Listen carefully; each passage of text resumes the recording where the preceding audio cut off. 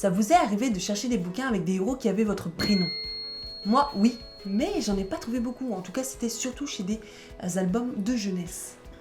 Bonjour à tous! Et bienvenue chez nous! Si vous avez déjà suivi nos vidéos, vous savez maintenant que cette année, on veut vraiment vider ou en tout cas réduire au maximum notre palle, qui est d'une centaine de bouquins. Donc on essaie de trouver des petits jeux, des petits challenges pour pouvoir y arriver de manière vraiment amusante, on va dire. J'ai vu passer sur Bookstar un petit challenge un peu sympa il y a quelques temps où la personne s'amusait à trouver des bouquins qui avaient la première lettre du titre qui correspondait à une lettre de son prénom. Et ensuite, elle mettait tout ensemble et ça faisait son prénom en fait. Donc je me suis dit, tiens, ça peut être rigolo de faire ça, de voir si j'ai des bouquins qui peuvent le faire avec mon prénom à moi. Donc pour le rappeler, je l'ai peut-être pas dit, moi c'est Aurélie. Pour trouver des bouquins qui avaient des premières lettres qui correspondaient à mes lettres de mon prénom, c'était facile pour certains, mais pour d'autres un peu plus compliqué. Exemple, 2 bouquins qui commencent par la lettre E, ça c'est un peu dur. Et surtout un qui commence par la lettre I. Au début je me disais bah ça va être simple, il y a beaucoup de bouquins qui commencent avec il était, ou il, je ne sais pas.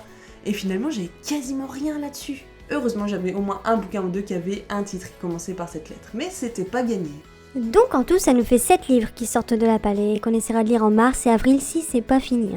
7 livres, c'est plutôt jouable, surtout que dans cette pile j'ai rajouté un livre que je dois lire en lecture commune au mois de mars, qui est La chute des géants de Ken Follett, qui est un gros pavé de plus de 1000 pages. Donc bon, ça va prendre un peu de temps à le lire. Puis à ça, va se rajouter le livre que mon mari va choisir pour moi pour le mois de mars, du challenge de lecture dans ma bulle.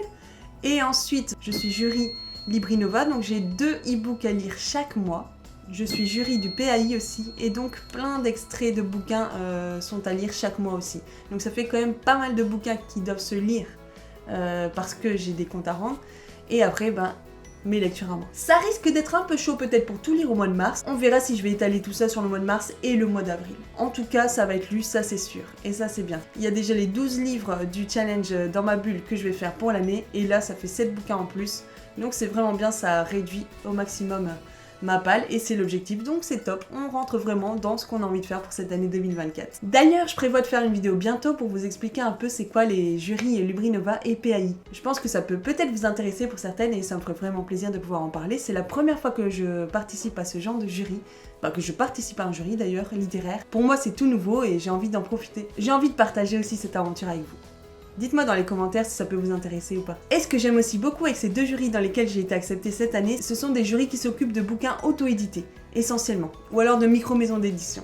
Donc c'est vraiment intéressant parce que j'ai connu les livres auto-édités l'année dernière, j'en connaissais pas trop. J'en lis vraiment pas mal, je fais pas mal de SP aussi et je trouve qu'il y a vraiment de belles pépites parmi eux. Donc c'est vraiment bien de pouvoir les mettre en avant aussi parce que je sais que c'est super difficile pour eux au niveau de la pub, de pouvoir se faire connaître. Donc si nous on peut les aider en tant que lecteurs, c'est tout bénéf pour nous parce qu'on fait de bonnes lectures et pour eux parce que ça fait parler d'eux. Donc ces 2 jurys, ce sera bien parce que c'est vraiment aussi que des personnes qui sont pas connues, qui veulent peut-être vivre un jour de ça, donc on a envie de les aider au maximum. Commençons par le livre avec la lettre A. Le titre est A, sœur perdue. Je ne saurais plus du tout dire pourquoi on l'a. Je pense qu'il était dans un autre bouquin qu'on a acheté d'occasion et c'était pas forcément un livre qu'on aurait acheté de nous-mêmes. Il a été écrit par Marie-Angelaise Grosjean et publié aux éditions City en 2021. Marie-Angelaise Grosjean est journaliste et présentatrice à TF1, mais aussi l'épouse du pilote de Formule 1 Romain Grosjean. C'est son premier roman et il porte sur la complexité des liens familiaux. On y parle de 2 sœurs, Amélie et Marianne, qui ont grandi ensemble dans une famille sans problème, et lorsqu'elles ont fait leur vie, elles se sont peu à peu éloignées. Une tragédie va survenir dans la vie de Marianne, ce qui va complètement l'ébranler, et elle va essayer de comprendre ce qui a pu l'amener jusque-là. C'est ce qui va peut-être l'aider à remonter la pente. Alors, pour le U, donc j'ai le bouquin Une belle vie de Virginie Grimaldi. Donc celui-ci, je l'ai gagné à un concours Bookstar, donc j'étais super contente parce qu'il est très récent, il date de 2023, mais je ne l'ai pas encore lu parce que j'ai lu plein d'autres bouquins avant. Et j'aimerais vraiment beaucoup le lire cette année. Donc c'est une autrice dont je n'ai pas lu encore tous les bouquins, mais en tout cas 2 ou 3. Et à chaque fois, j'avais bien aimé, ce sont de bons feel-good qui parlent de la vie, des choses qu'on peut vivre. Et vous savez maintenant que j'aime vraiment beaucoup ça. J'aime beaucoup m'identifier aux personnages, à leur vie, à ce que eux ils vivent, ce que moi je vis. J'aime beaucoup quand je peux me poser des questions sur ma propre vie. Et c'est, dans ce genre de bouquin en général, ça marche bien avec cet auteur aussi, donc c'est top. Hâte de le lire. C'est l'histoire de 2 sœurs, Emma et Agathe, qui étaient très proches pendant leur enfance. Tiens, on vient pas de parler d'un bouquin qui avait 2 sœurs aussi. Et en fait, elles vont pas se parler pendant 5 ans. Donc, je ne sais pas pourquoi. Au bout de 5 ans, elles vont devoir se retrouver pour pouvoir vider la maison de leur grand-mère qui est décédée il n'y a pas longtemps et donc elles vont devoir parler ensemble. J'imagine que ces 5 ans de silence entre elles deux vont être évoqués dans leur entrevue, dans leur nouvelle rencontre et que plein de choses vont se délier. Je pense que ça va être très intéressant en tout cas. Vous savez que les histoires de famille, les histoires de sœurs, de fratrie, j'aime beaucoup. Moi qui suis d'une grande famille, j'ai des sœurs, des frères. Ça va me parler je pense, donc j'ai hâte de le lire. On n'avait pas beaucoup de livres avec la lettre R, mais on a trouvé Rescapé malgré moi de Kun Pat, publié chez BFL Éditions en 2015. C'est un livre prêté par ma nièce Marine. Il y a un petit moment maintenant, elle sera super contente que je le lise et surtout que je le lui rende. C'est l'histoire d'un homme, Kun Pat, qui vit au Cambodge. En 1975, un exode survient dans son pays et il est conduit au travail forcé dans un trou perdu. Il est affamé, perdu, humilié et le pire est à venir. Il ne voit qu'une chose à faire avant qu'il ne soit trop tard, c'est fuir. Il est en cavale dans la jungle et il risque la mort à tout moment. À travers tous ces dangers, il entend une voix. Mais quelle est-elle ? On n'en sait pas plus, mais on sait que c'est du vécu, le témoignage de cet homme. Donc ici, on est vraiment dans un récit autobiographique. J'avais un peu peur de ne rien trouver pour la lettre E, et en plus j'en ai 2 dans mon prénom. Mais finalement ça va, c'était pas le plus compliqué. Donc j'ai trouvé ce bouquin, que j'ai dans ma palle depuis aussi quelques mois. Elle s'appelait Sarah de Tatiana de René. Donc j'ai acheté quelques bouquins de cette autrice, mais je ne l'ai pas encore lu, donc je sais pas ce que ça vaut, si j'aime son écriture, les sujets qu'elle aborde, on verra. Mais en tout cas j'ai très hâte. Et ce résumé est vachement intéressant. Ça se passe durant la Deuxième Guerre mondiale, donc c'est une période historique que j'aime bien lire. On est à Paris en 1942 et on a Sarah qui a une petite étoile jaune sur elle, donc elle a 10 ans. Et elle va cacher son frère pour pas qu'il ne soit pris. Et ensuite on est à Paris avec Julia Jarmond, donc une journaliste franco-américaine, et on est en 2002. Elle doit couvrir la commémoration du Veldiv. 60 ans après, elle va rencontrer Sarah et sa vie va être complètement transformée, chamboulée. J'avoue que ce livre me fait vraiment envie, j'ai vraiment hâte de le lire. Je sais que ce sera pas un feel good, ce sera pas très joyeux, mais les faits historiques, j'aime ça aussi. J'aime quand il y a vraiment des choses qui sont tirées de faits réels. Donc j'ai vraiment hâte de le lire. Pour le L, j'avais l'embarras du choix, alors là c'est clair, trop facile. Du coup on a fait exprès de choisir La Chute des géants de Ken Follett car on doit le lire en lecture commune à la mi-mars. C'est pratique comme ça, on sait qu'on ne courra pas trop après le temps parce que c'est quand même un bouquin qui fait plus de 1000 pages. On a déjà fait le topo du bouquin dans la vidéo sur les gros pavés ici. Donc si vous voulez en savoir plus, allez regarder cette vidéo. Tout ce que je peux vous dire, c'est que il fait partie d'une trilogie. Il y a plein de suspense, plein de personnages, ça va être super bien. Je ne peux pas vous parler du style de l'auteur car je ne l'ai pas encore découvert. Ce sera mon premier roman de cet auteur et j'ai vraiment hâte, vu le bien que j'en entends. Pour le I, je pensais que ce serait vraiment le plus difficile. Bon, j'ai quand même trouvé. Dans tous mes bouquins, j'en ai peut-être que 1 ou 2, donc bon, c'était pas facile.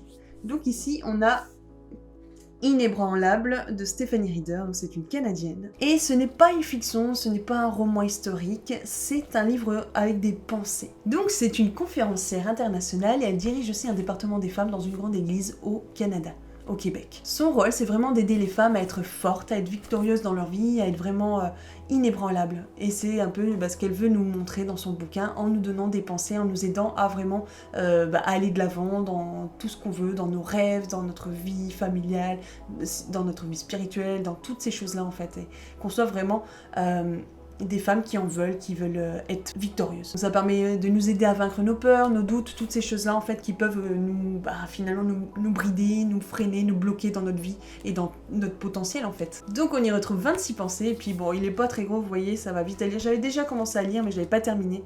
Donc là, j'aimerais vraiment le terminer, vraiment le finir. Pour le dernier livre, il nous fallait un deuxième bouquin commençant par la lettre E. Je dois dire qu'on a eu du bol car a priori on en avait que 2.